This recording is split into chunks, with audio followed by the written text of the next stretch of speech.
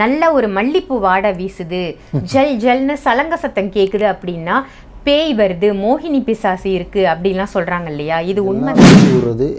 செயற்கை ஒருத்தனை கெடுக்கிறதுக்கு ஒருத்தன் பண்ணுறது மாந்திரிக ரீதியமாக. இது தவிர்த்து இயற்கை நிஜம். புரியுதுங்களா? வீட்டுக்குள்ளே நம்ம வைக்கிற பொருளை மாற்றி இடத்துல வைக்கிறதுக்கெல்லாம் இந்த அளவுக்கு அது கெப்பாசிட்டி. அது பாசிட்டிவும் சரி நெகட்டிவும் சரி எது வந்தாலும் மக்கள் புரிஞ்சிக்கணும். 4 விஷயத்தை அவங்க முடிஞ்ச அளவுக்கு ஜாக்கிரதையாக இருக்கணும் தான் இதை சொல்கிறது.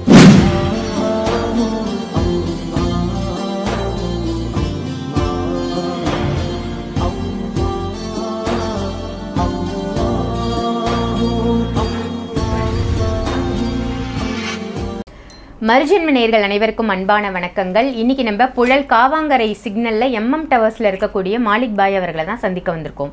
வணக்கம் பாய். வணக்கம்மா பாய். நிறைய அமானுஷ்ய தகவல்கள், நிறைய பொது கருத்துக்கள் நீங்கள் மக்களுக்கு தினம் தினம் சொல்லிட்டு வரீங்க. அந்த வகையில் இப்போ ஆதி காலத்துலேருந்தே ஒரு விஷயம் இருக்குது பாய். என்ன அப்படின்னா, நல்ல ஒரு மல்லிப்பூ வாடை வீசுது, ஜல் ஜல்னு சலங்க சத்தம் கேட்குது அப்படின்னா பேய் வருது, மோகினி பிசாசு இருக்குது அப்படின்லாம் சொல்கிறாங்க இல்லையா? இது உண்மைதானா? நிறைய குழந்தைங்க சாப்பாடு கொடுக்குறது அதை வச்சு தானே கொடுக்குறாங்களே. உண்மைதான்.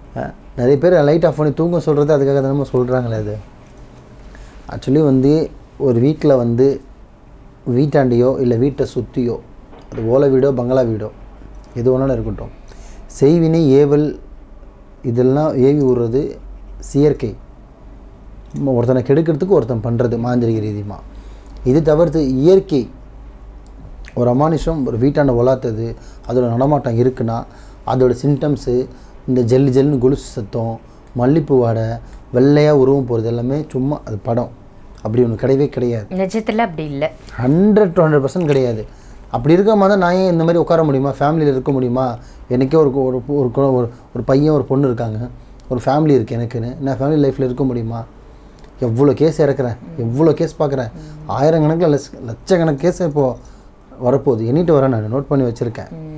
எது சக்ஸஸ்ஸு எது பெண்டிங்கில் இருக்குதுன்னு பார்த்துட்டு வரேன், நோட் பண்ணிட்டு வரேன்.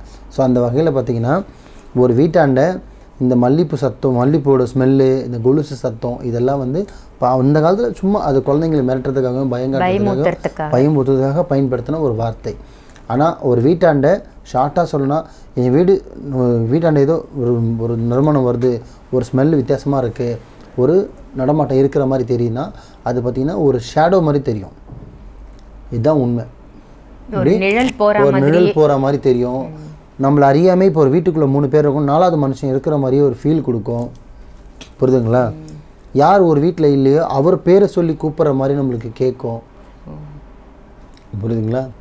இதுதான் உண்மை. நம்ம இங்கே உட்காந்துருந்தா கூட நம்ம வீட்டில் யாரோ மேலே ஏறின மாதிரி ஒரு ஃபீல் வரும், கதவு தட்டின மாதிரி ஒரு ஃபீல் வரும். இது எல்லாமே நிஜம். புரியுதுங்களா? வீட்டுக்குள்ளே நம்ம வைக்கிற பொருளை மாற்றி இடத்துல வைக்கிறதுக்கெல்லாம் இந்த அளவுக்கு அதுக்கு கெப்பாசிட்டி இருக்குது.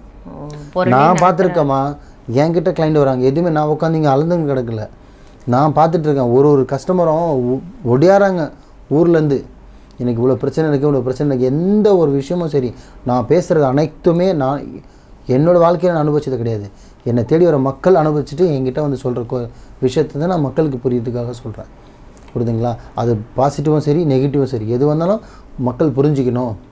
4 விஷயத்தை அவங்க முடிஞ்ச அளவுக்கு ஜாக்கிரதையாக இருக்கணும் தான் இதை சொல்கிறது. புரியுதுங்களா? ஒரு வீட்டில் ஒரு அமானுஷம் நடமாட்டம் இருக்கா அப்படின்னா இந்த 4 விஷயத்தை நீங்கள் குறிக்கலாம். முக்கியமாக பார்த்திங்கன்னா துர்நாற்றம் அடிக்கும். போன வீடியோவில் சொல்லியிருப்பேன், துர்நாற்றம் அடிக்கும். அது பார்த்திங்கன்னா மல்லிப்பூ வாசனைலாம் வராது, துர்நாற்றம் அடிக்கும். ஆமாம், நல்ல ஒரு லாஜிக்கு. இறந்து போகும்போது மல்லிப்பூ வைக்கல, இறந்ததுக்கப்புறம் எப்படி மல்லிப்பூ வந்துச்சு? சிம்பிள் லாஜிக் இது. ஒரு ஜென்ஸே இறந்துடுறான், லேடிஸே இருக்குங்களா, இறந்து போய் மொட்டை வச்சுருந்தா என்ன பண்ணுவீங்க? முடி அப்படி லென்த்து அப்படி வந்தது. இது லாஜிக்காக இருக்குது. சும்மா அது ஒரு படம். முடி பேய்னா முடி நீட்டாக இருக்கும், மல்லிப்பூ வச்சுருக்கோம், வெள்ளை கலர் புடவை கட்டியிருக்கோம், வெள்ளை ஜாக்கெட் தான் எந்த டைலர் தைச்சான் ஜாக்கெட்டு? இல்லை எந்த வீராஸில் எடுத்தாங்களா இல்லை சரவணாஸ்டோரில் எடுத்தாங்களா வெள்ளை புடவை? எல்லாம் சும்மா, அதெல்லாம் கிடையாது. ஆனால் அமானுஷன்றது ஒன்று இருக்குது. நான் என்னால் நிரூபிக்க முடியும்னு சொல்ல வரல, ஆனால் உணர்ந்துட்டுருக்கேன், எவ்வளோ கேஸ் பார்த்துட்ருக்கேன், எவ்வளோ பேர் நடந்து பண்ணி கொடுத்துட்ருக்கேன். புரியுதுங்களா? ஸோ வீட்டில் செஞ்சிருந்தாலும் சரி, இயற்கையாக வந்தாலும் சரி, செயற்கையாக வந்திருந்தாலும் சரி, ஒரு அமானுஷம் இருந்ததுன்னா துர்நாற்றம் அடிக்கும். வீட்டில் நம்ம 3 பேர் இருக்கும், 4வது ஒரு மனுஷன் நம்ம கூட இருக்கிற மாதிரியே ஒரு ஃபீல் இருக்கும். புரியுதுங்களா? 2. 3வது நம்ம சமைச்சு வைக்கிற சாப்பாடுலேயே டேஸ்ட்டு மாறும். அதோட டேஸ்ட்டே மாறும், அதோட நறுமணமே அதோட சுவையே மாறும் வீட்டில் அமானுஷம் இருந்ததுன்னா. 3. 4வது நிம்மதியான தூக்கம் இருக்காது, நம்மளை தூங்க விடாது. 4. 5வது வீட்டில் சுபகாரியம் சீக்கிரம் நடக்க விடாது, ஒரு நல்ல விஷயத்தை நடக்க விடாது. ஒரு ப்ரெக்னென்ட் ஆகுறதோ, ஒரு கல்யாணம் ஆகுறதோ, ஒரு சுபகாரியம் நடக்கிறதோ, எந்த ஒரு ஃபங்க்ஷனும் சீக்கிரத்தில் பண்ண விடாது. 5. 6வது பார்த்திங்கன்னா நம்மளுக்கு வர வேண்டிய ஒரு லக்ஷ்மியோ, இப்போ வீட்டுக்குள்ளே சொல்லுவாங்க இல்லையா, இது சும்மா கிடையாது, உள்ளே மூதேவி இருந்தால் ஸ்ரீதேவி வெளியில் போயிடும்.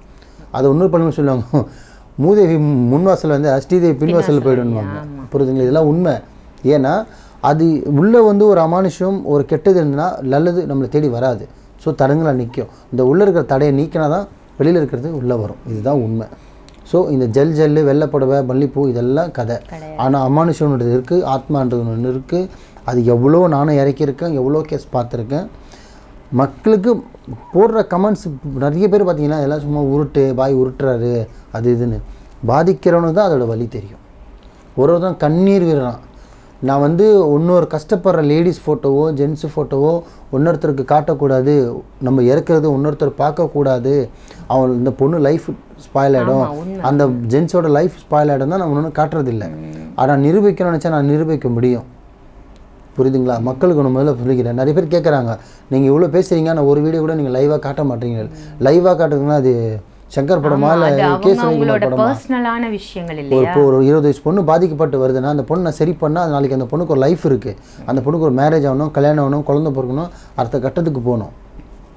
ஒரு ஃபோட்டோத்துக்கு வீடியோவில் விட்டோன்னா முடிஞ்சிச்சு, அந்த பொண்ணு லைஃபே ஸ்பாயில் பண்ணிடுவாங்க. அந்த வீடியோவே ட்ரோல் பண்ணி யூடியூப்காரன் பணம் சம்பாரிச்சிருவாங்க. புரியுதுங்களா? அதனால தான் இன்றைக்கி கூட நான் ஒரு வீடியோ கூட என் மக்கள் என்கிட்ட வந்து பேசுகிறது கூட நான் இவ்வளோ ஆயிரக்கணக்கான மக்கள் வராங்க என்கிட்ட பார்க்க. ஆனால் ஒருத்தர் ஃபோட்டோ நான் என்ன காமிச்சிருக்கேன்னா, இல்லை ஒரு வீடியோ தான் கொடுத்துருக்கேன். ஏன்னா அவங்கவுங்க நம்மளை தேடி வர்றது எதுக்காக? நம்மக்கிட்ட இந்த பாய்கிட்ட போனால் நல்லது நடக்காதா, விட்ட போனால் நம்மளோட மோட்சம் கிடைக்காதா, நம்மளோட விஷயம் நடந்துடாதா, நம்ம பண்ணி கொடுக்க மாட்டோம் நம்பிக்கையில் வராங்க. அந்த நம்பிக்கை நான் வந்து என்னோடய வீடியோ கண்டென்ட்காகியோ, என்னோட வியூஸ் வரதுக்காகியோ, என்கிட்ட மக்கள் தேடி வரதுக்காகியோ நான் நிரூபிக்கணுன்ற அவசியம் எனக்கு கிடையாது.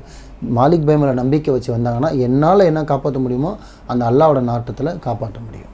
நிச்சயமா ரொம்ப சிறப்பாக சொன்னீங்க. ரொம்ப ஒரு பாதுகாப்பான இடம் அப்படின்னு கூட சொல்லலாம் இந்த இடத்த. அந்த அளவுக்கு நீங்கள் உங்களுடைய கிளைண்ட்ஸுக்கு கொடுக்குற மரியாதை எந்த அளவுக்கு இருக்குது அப்படின்றது தெரியுது நீங்கள் பேசுறதன் மூலமாக. ரொம்ப அருமையாக சொன்னீங்க. இந்த கொலுசு சத்தம், மல்லிப்பூ வாசனைலாம் இருந்தால் பேய் வருது அப்படின்ற அர்த்தம் எல்லாம் இல்லை. நிஜமாக பேய் இருக்குது, அமானுஷ்யம் இருக்குன்னா என்ன மாதிரி வாசனை, என்ன மாதிரி துர்நாற்றம் வீசும் அப்படின்னு நீங்கள் சொன்னது சிறப்பான தகவல் பாய். நன்றி. நன்றிம்மா.